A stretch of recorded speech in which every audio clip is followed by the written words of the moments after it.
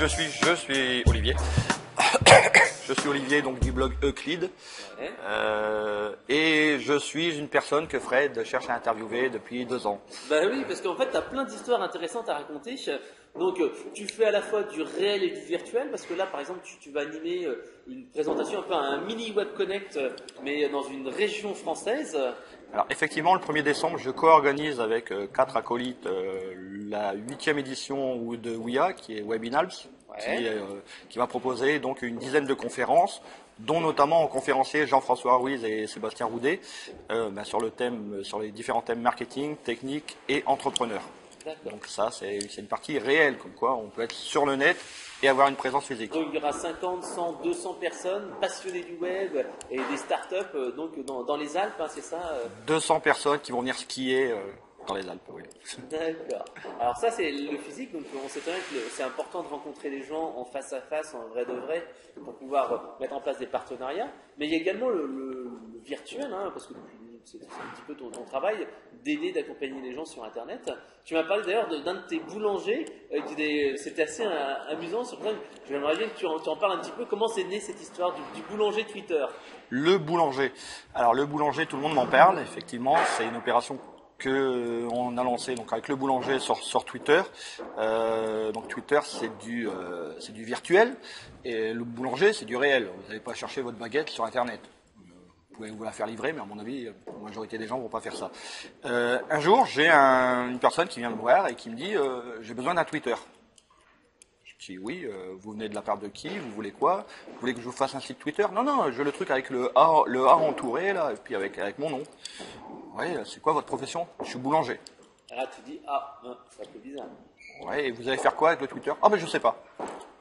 Donc, moi, ça m'embête un peu quand un client qui vient me voir et j'aime bien savoir ce qu'il veut faire avec le contenu que je vais lui proposer. Donc je dis, écoutez, on va prendre une semaine de réflexion, puis on va voir ce qu'on va pouvoir faire avec Twitter. Puis au bout de 3 jours, je regarde un reportage à la télé, et puis je vois qu'un boulanger aussi, qui, à la fin de sa journée, il lui reste des croissants, du pain, des baguettes, et qu'est-ce qu'il fait? Il jette. Parce qu'il n'a pas le droit de garder, il jette. C'est vrai qu'il va pas... Le boulanger qui vous vend le pain du jour qui est de la veille, ça va pas. Ça le fait pas. Donc je dis, mais oui, mais ces croissants, au lieu de les jeter, si on faisait une promo là-dessus.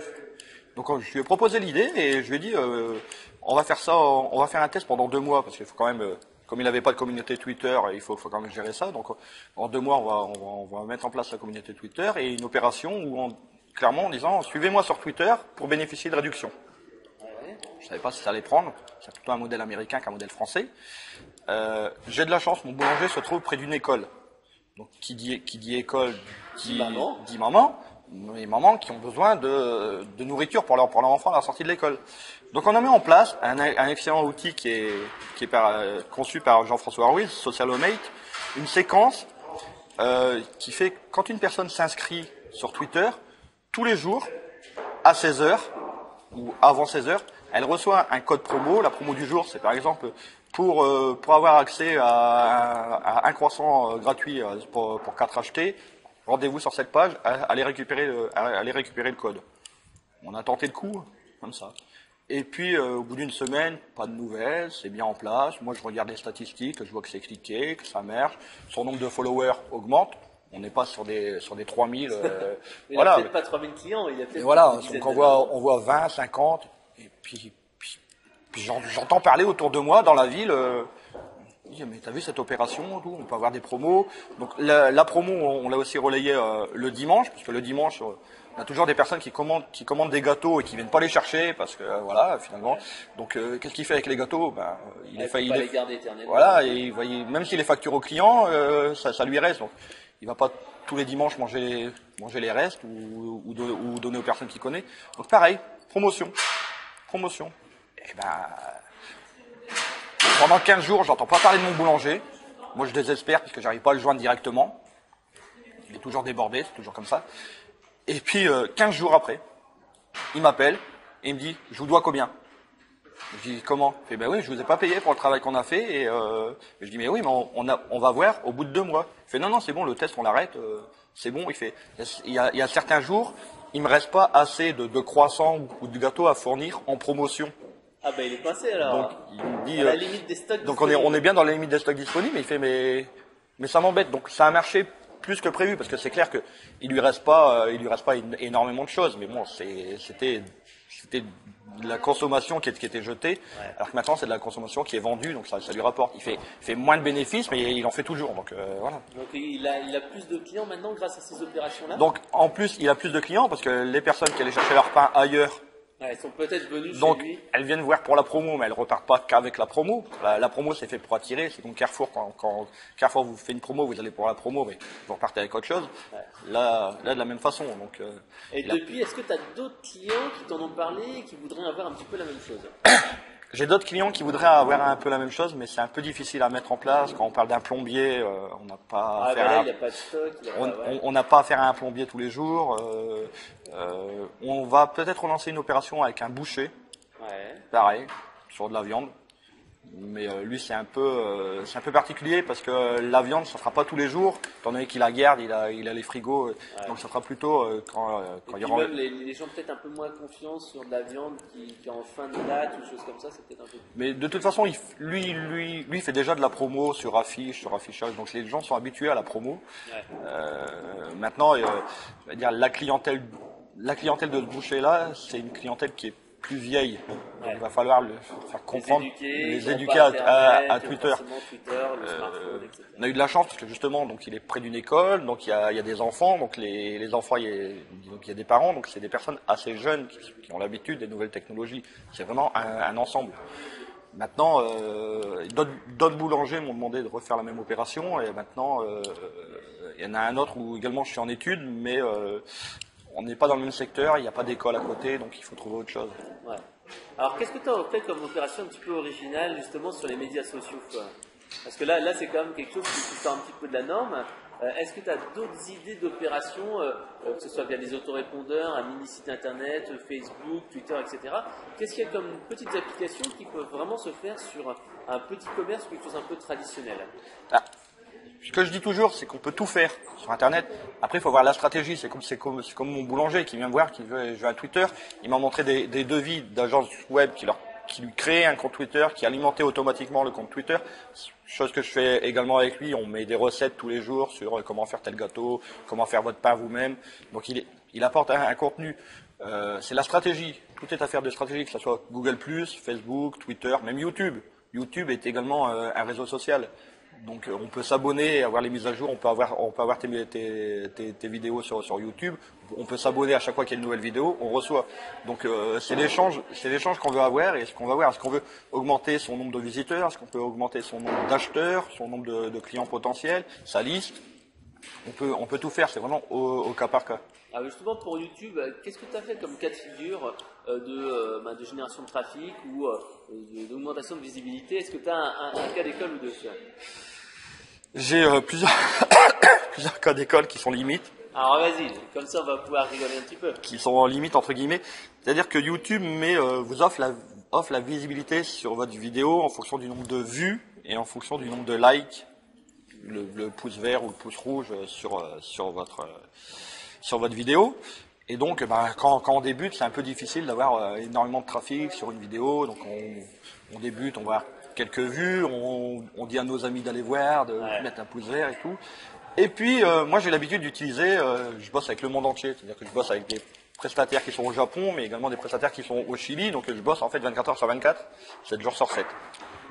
Et il y a d'excellents services qui sont des prestataires de services comme Fiverr, où vous pouvez acheter pour pas cher des personnes qui vont cliquer, qui vont aller voir votre vidéo. Mais je l'ai fait aussi et j'ai des résultats qui sont vraiment très mitigés. Alors, ça dépend des personnes auxquelles vous avez affaire. Il faut savoir que YouTube c'est Google, donc il repère vite les tentatives de manipulation. Mais bon, sur une opération comme ça, on garde quand même le pire que j'ai perdu. Je crois que c'est 30% de visibilité. C'est-à-dire que la visibilité a augmenté. Et, par exemple, j'ai eu 100 000 vues et au bout de 15 jours, il s'était redescendu à 70 000. Donc j'ai quand même gagné. Ce qui fait que la vidéo s'est retrouvée en homepage de YouTube. Ce qui fait que quand vous êtes en homepage, là vous avez d'autres personnes qui viennent vous voir et c'est des personnes bien réelles. Donc après, on est toujours sur ce problème de nombre. Qu'on soit sur Facebook avec le nombre d'amis, qu'on soit sur Twitter avec le nombre de personnes qui nous suivent, les gens sont attirés par le nombre. Tout le monde dit qu'on s'en fout. Moi le premier, je dis ça sert à rien. J'ai l'habitude de dire c'est un concours de quéquettes, c'est pour voir celui qui a la plus grosse, et j'arrête pas de le répéter. Mais je m'en sers. Parce que j'ai des clients qui disent j'ai besoin d'une visibilité, je veux que cette vidéo soit vue. Alors après il faut gérer. Si vous avez 100 000 vues et que les 100 000 mettent le pouce vert, non. Ouais. Faut aussi équilibrer en ayant des pouces rouges. Donc, mais c'est vrai que souvent dans ce genre d'achat de vidéos, moi de diffusion de vidéos, moi j'ai tenté. Hein, et c'est vrai que certes, tu as 1000, 2000, 3000 vues, tu as des commentaires, tu as des likes, des choses comme ça. Mais en fait, après derrière, la vidéo n'est pas forcément poussée plus que ça par YouTube. Donc, moi je l'ai essayé, j'ai pas eu le truc, il faut savoir que YouTube a un algorithme très complet, c'est-à-dire que si tu passes en une journée de 0 à 3000 vues, alors que d'habitude tu mets ça en 15 jours, ils vont dire il y a un problème là-dessus. Ouais. Donc même s'ils n'arrivent pas à trouver le problème, ils vont pas te mettre en avant. Ça c'est clair. C'est un ensemble, c'est-à-dire le nombre de vues, le nombre de pouces verts, le nombre de commentaires. C'est clair, c'est un mix. Maintenant, YouTube, c'est Google, et Google, c'est un peu le secret. On connaît pas les algorithmes. Donc, on tente. Si on réussit, tant mieux. Si on se plante, tant pis. Est-ce que tu pourrais donner un exemple de vidéo qui t'a servi, je te demande pas la marque, mais la thématique, qui a bien marché et qui a permis d'avoir plus de visibilité? C'était de l'humour, c'était une vidéo technique? C'était une évolution technique l'année dernière à Noël pour un magasin d'électroménager qui expliquait le fonctionnement d'un aspirateur. D'accord. Donc il n'y a vraiment rien à voir avec le web. Et après derrière, en fait, ce que tu fais, c'est que tu mets en avant la marque, le produit, en fait, et ça permet eux après de driver du trafic. Alors c'était plus principalement le produit dans ce distributeur qui faisait une promo pour Noël. Ouais. Donc, voilà. Et comme on pouvait commander sur Internet, c'était vraiment open à tout le monde. Et ça a donné des résultats? Il t'a fait un petit retour sur le nombre de ventes? Il y a eu environ entre 15 et 20% de ventes en plus. En plus? En situation de crise. Ce qui est pas mal. Je pense qu'on est pas mal là-dessus. Ouais, donc c'est un retour d'expérience assez intéressant. Maintenant, ça se fait pas du jour au lendemain non plus. Il y a un travail à faire. C'est comme mon boulanger, il a dû d'abord, je lui avais dit 2 mois parce qu'il faut avoir son nombre de followers. Il faut éduquer les personnes. Ils sont pas arrivés sur les réseaux sociaux en disant on va faire une vidéo pour vendre plus. On fait plusieurs vidéos avant pour habituer les gens à aller voir les vidéos. Et ensuite, on a fait une vidéo pour vendre plus. Voilà. Donc en fait, c'est le petit plus qui a fait un petit peu décoller les choses, mais tu avais mis une stratégie. Voilà, c'est toujours la stratégie. Il faut toujours voir la stratégie. Après, il y a des petites astuces comme pour le référencement naturel. Il faut flirter un petit peu avec la ligne blanche. C'est ce que je dis. Il y a des choses qui se tentent, il y a des choses qui marchent. Tu vas sur l'autoroute à côté là. Tu peux rouler à 140, tu peux rouler à 150. C'est très bien. Faut pas se faire prendre. Si tu as un radar, tu te fais prendre, voilà. Et peut-être que toi, tu vas te faire prendre alors que tu as 140 et tu as un gars qui va te doubler à 180, il va pas se faire prendre. Ouais. Voilà. Bah justement d'ailleurs, est-ce que tu as un autre exemple de trucs pas faits par toi ou par d'autres personnes, trucs qui sont un petit peu limites comme ça, qui peuvent être utilisés? Bon, bien sûr, tout le monde connaît des outils comme Tweetader, pour pouvoir ajouter des followers. Est-ce que tu as des petits trucs et astuces comme ça que tu n'as pas forcément fait toi, mais que tu connais un petit peu? On connaît aussi tous les outils qui permettent, et c'est ONU qui permettent de faire des commentaires de blog, qui permettent d'ajouter des liens sur les forums, des faux profils, des choses comme ça. Est-ce que toi, tu utilises ce genre de choses-là? Non, j'utilise pas beaucoup parce que j'aime pas être trop limite. J'ai déjà assez de problèmes quand je suis trop limite à titre personnel. Donc c'est vraiment si j'ai une demande et clairement je dis mon magasin d'électroménager, je lui ai dit voilà ce qu'on va faire, je vais acheter des vues parce qu'il faut quand même avoir son accord. Si après il vient me voir, il dit ouais mais j'ai des vues. Je comprends pas, j'ai des vues, j'ai plein de vues, j'ai pas de vente, ou alors mon compte YouTube est censuré par exemple. Ou j'ai des vues, j'en avais 10 000 et du jour au lendemain j'en ai plus que 7 000. Il faut être capable de lui expliquer pourquoi il en a perdu. Ouais. Ah oui, parce que YouTube s'est rendu compte que c'était des fausses vues, donc voilà. Et des followers sur Facebook ou des fans sur Facebook et des followers sur Twitter. On sait que sur Twitter c'est acceptable parce que ça permet d'augmenter son compteur et d'être suivi par plus de monde, etc. Sur Facebook, par contre, on se rend compte que c'est pas très utile parce qu'en fait ça diminue les ranks, ça ne donne pas plus de visibilité. Alors que ça soit Twitter ou Facebook, c'est du relationnel. C'est-à-dire qu'on est dans le monde virtuel. On le voit ici avec le Web de Connect. La majorité des personnes, dont toi, que je rencontre, c'est des personnes avec qui on a une relation sur Internet et qu'on rencontre après. Voilà. Alors ça, c'est notre utilisation à nous. Moi, ma femme, c'est l'inverse. Elle a des personnes qu'elle rencontre en vrai et qu'elle a ensuite sur Twitter ou sur Facebook. Donc c'est un mode de consommation. Maintenant, j'utilise TweetAdder aussi sur quelques comptes. C'est très bien parce que ça augmente. Mais c'est pas forcément des vraies personnes. Même si tu cibles par mot-clé, voilà. si tu suis des gens qui suivent des gens, après, pas forcément après, c'est à toi de mettre les filtres, voir le relationnel que tu vas créer. Apporter de la valeur, faire de la veille intéressante, voilà. des tweets, etc. Maintenant, ça prend du temps. C'est pas mon boulanger, il va pas pouvoir faire du relationnel comme ça. Si je lui apporte pas un outil comme Socialomate, il aurait pas pu envoyer il peut pas envoyer des DM tous les jours à 4 heures à 100 personnes. C'est pas possible. Ouais. Ou à la rigueur, il fait une promo en mettant un message à tout le monde, mais c'est quand même moins. Il ne pensera pas, il n'aura pas le temps. Voilà. Alors l'intérêt des DM, c'est que le DM, on est également averti par mail. Donc les personnes ne sont pas obligatoirement sur Twitter, elles reçoivent par mail. Maintenant, on est hyper connecté, on n'est même plus connecté, on est hyper connecté avec les tablettes, les différents téléphones. Donc même si elles oublient qu'il y a possibilité d'avoir la promo, elles reçoivent le mail. Donc et généralement, quand on reçoit le mail, tout de suite, on va voir. Ouais. Donc il y a deux choses. Surtout là, si elles entendent leur enfant, elles sont devant la grille, elles consultent leur mail sur un smartphone. Le besoin est créé par l'enfant. Donc on répond juste à un besoin. On profite du besoin. Ok. Voilà. Alors, est-ce que tu aurais d'autres petites infos à nous donner sur quelques petites dernières tendances que tu observes sur Internet, médias sociaux, etc. Alors, j'ai déjà eu une info pour revenir sur l'introduction, sur Webinalps. Avec le code promo CM- le tiré du 6, CM-WIA8, donc WIA, WIA 8, mais je pense que Fred remettra le code en dessous de la vidéo, vous aurez une réduction de 20%. Donc si vous êtes en région Rhône-Alpes, si vous voulez assister le 1er décembre à 10 conférences avec Jean-François Ries, Fadil Abrahimi, Julien Coquet, Mathieu Gentil, on va parler Google Analytics, on va parler réseaux sociaux, on va parler start-up.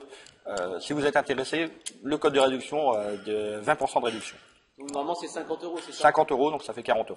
40. Et est-ce qu'il y a un petit cocktail? Est-ce qu'il y a un petit peu un thé, un café? Alors il y a plus que ça. Quand vous arrivez le matin, vous avez le petit déjeuner. Ah, bien sûr. Le midi, il y a un buffet. Un buffet avec 14 plats. Donc c'est 14 plats différents. Et l'après-midi, il y a le café, collation. il y a le café, le jus d'orange. Donc, Il n'y a pas d'alcool. Il n'y a pas d'alcool. Sérieux, voilà, on est sérieux dans le web. Ok, d'accord. Merci pour toutes ces informations, Olivier. Et donc, si on veut avoir plus d'informations sur le web marketing, des trucs et astuces, on va sur quel site internet? On va partout, sauf chez moi. Non, mais pour être sérieux, pourquoi je dis sauf chez moi, on se rend compte, et ici, vis-à-vis des discussions, c'est-à-dire que il y a un taux de chômage énorme. Il y a un taux de chômage énorme, et quand on est sur le web, on est débordé, et on ne peut pas engager parce qu'on est juste limite au niveau des charges. Donc si vous voulez être informé sur le monde de l'entreprise, euclid.com, il n'y a pas de souci. Si vous cherchez à faire augmenter votre visibilité sur Internet, moi j'ai l'habitude de travailler avec les TPE, les très petites entreprises, justement un boulanger, un boucher, pour avoir un processus décisionnel quand je propose quelque chose le lundi, pour avoir une réponse le mardi. J'ai eu le cas inverse où un client me contacte le mardi soir en disant j'ai rendez-vous avec mon banquier demain mercredi 15h. On avait parlé d'un nouveau logo, Olivier, est-ce que je pourrais l'avoir pour demain mercredi 15h? Il m'appelle le mardi à 18h30. Je dis, t'es gentil Fred, parce qu'il s'appelait Fred, bien sûr. C'est pas moi. À chaque fois qu'il y en a un qui embête le monde, il s'appelle Fred, de toute façon, c'est comme ça. Et il me dit, bon, si je l'ai mercredi à 2h30, ça serait bien, comme ça je peux l'insérer dans mes documents et le présenter au banquier. Bon, qu'est-ce que tu ferais, monsieur Fred Deux Candet? possibilités. Soit en fait, je sors le plan hors sec, je vais sur Photogaz, je prends un logo prêt à l'emploi, je change le nom et basta. Soit je lui dis, essaye de trouver plutôt un autre logo plus professionnel plus tard, qui soit un peu plus valorisant. Et là, voilà, t'as pas trouvé la solution. Donc la solution, c'est, je travaille avec des sous-traitants, comme je te dis, au Japon, au Chili et tout. Et donc c'est génial. À 18h30 en France, il n'est pas 18h30 ailleurs. Qu'est-ce que tu fais? T'as besoin de quoi ton logo? Quel type, quelle couleur, quel machin, quel truc et tout. Donc il me renvoie son cahier des charges. Et là, hop, j'envoie un prestataire. Et je lui dis, je lui explique la situation, j'ai besoin d'un logo, c'est urgent, le client est prêt à payer le prix que tu veux. C'est pas un problème de prix, mais il lui faut son logo pour demain 15h. Donc ça serait cool que moi je l'ai pour midi. Il me dit, ok, il n'y a pas de problème et tout. Donc j'envoie ça, donc en France 18h30. Donc le temps que je lui envoie c'est 7h30. Et le lendemain je me lève, tranquille, 8h30, boîte aux lettres, le logo. Donc 9h30, je l'envoie à mon client, 9h32 ou 9h33. Il m'appelle, il me dit Olivier, c'est quoi ton logo? Je dis, ça y est, c'est bon, je vais me faire engueuler. C'est bon. Il fait, c'est exactement ce que je veux. Waouh. Donc c'est-à-dire que la personne m'avait contacté le soir à 18h30 pour un logo à 2h30, elle l'a eu le lendemain à 9h30. Donc c'est la mondialisation, elle est géniale. Mais dans ce sens-là, Trouver en fait les bons prestataires. Je pense que c'est le plus difficile. Parce que tu as parlé tout à l'heure de Fiverr. Moi également, j'ai utilisé un peu Fiverr. Bon, j'ai eu enfin, par exemple, j'ai cherché un moment à faire de la traduction. Sur les 5 personnes que j'ai eues, il y en a un qui m'a complètement planté, qui m'a arnaqué. Un autre qui m'a fait du chantage pour finir le travail. Un autre qui m'a fait un travail un peu pourri. Un qui a fait un travail correct. Et un qui a fait un bon boulot. Donc sur les 5, et celui qui a fait un bon boulot, malheureusement après j'ai pas pu le garder. Mais donc sur les 5, j'ai dû vraiment... ah mais c'est clair, tout est affaire de relationnel. Moi, tu vois, là, quand j'ai fait appel à ce prestataire-là, c'est que je savais qu'il était capable. Ouais. Voilà, parce que j'avais déjà travaillé avec lui. Maintenant, il y a certains... J'ai un prestataire français, je lui ai demandé un logo. Ça fait un mois que je lui ai demandé un logo, je lui ai dit que c'était pas urgent. Si je demande à un prestataire étranger un logo, même si c'est pas urgent, dans la semaine, j'ai la première proposition. En France, on est tous débordés, on n'a pas le temps, donc voilà, ça prend du temps. Après, il faut tester. Tout est affaire de stratégie, de relations et de tests. Hein. Parce qu'une personne peut être bonne à un instant T, parce qu'elle n'a pas de boulot, elle a que ça à faire. Et tu viens me voir, comme je te dis, moi je suis débordé. Donc j'ai des prospects qui viennent, qui sont recommandés par le boulanger justement, qui dit va le voir, il fait du bon boulot. Et je leur dis oui, je fais du bon boulot, mais actuellement je peux pas vous prendre. Parce que si je vous prends, j'aurai pas le temps justement de le faire sur bon boulot. Donc je le ferai pas pour vous et je le ferai pas pour les autres non plus. Donc j'aiguille vers d'autres partenaires et qui sont contents qu'on leur fournisse le boulot. D'accord. Donc, voilà. Bon, merci pour cette vidéo, Olivier. Et donc, à très bientôt, j'espère, sur un Web Connect ou sur WebAlp. Hein. Alors, je vais dire à très bientôt. Maintenant, on va inverser la caméra. C'est-à-dire que je vous donne rendez-vous sur Euclid pour voir une interview de Fred Canvé et pour le découvrir, pour ceux qui ne le connaissent pas encore. Merci.